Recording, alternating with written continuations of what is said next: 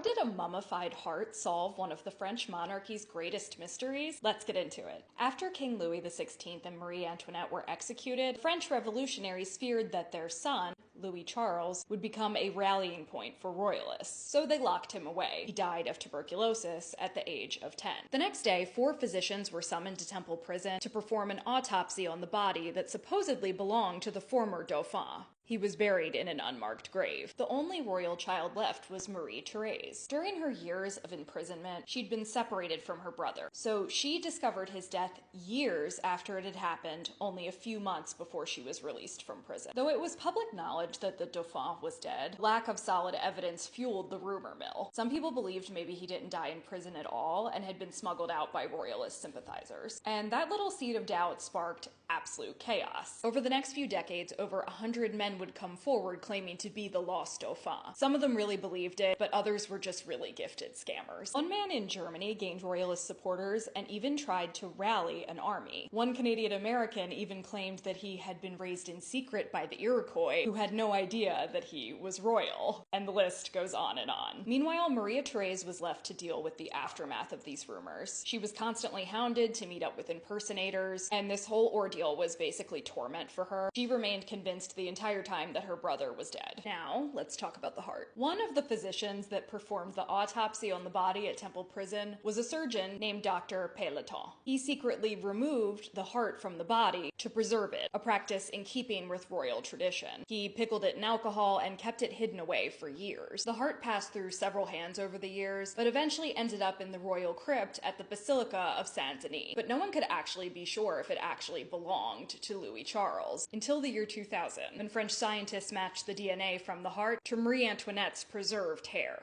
And it was a match. So the wonders of modern science ended a 200-year-old mystery. This situation really has no winners. Louis Charles died in prison alone. Marie-Thérèse spent her life being haunted by men pretending to be her dead brother. Many people put their faith and money behind con men who didn't deserve it, and others projected their grief and fantasies on an innocent victim of political violence. This is the first in a series of TikToks I'm going to make in October. They're kind of spooky and pseudo-Halloween themed. So if you're into that kind of thing, pop back in periodically throughout the month to check that out.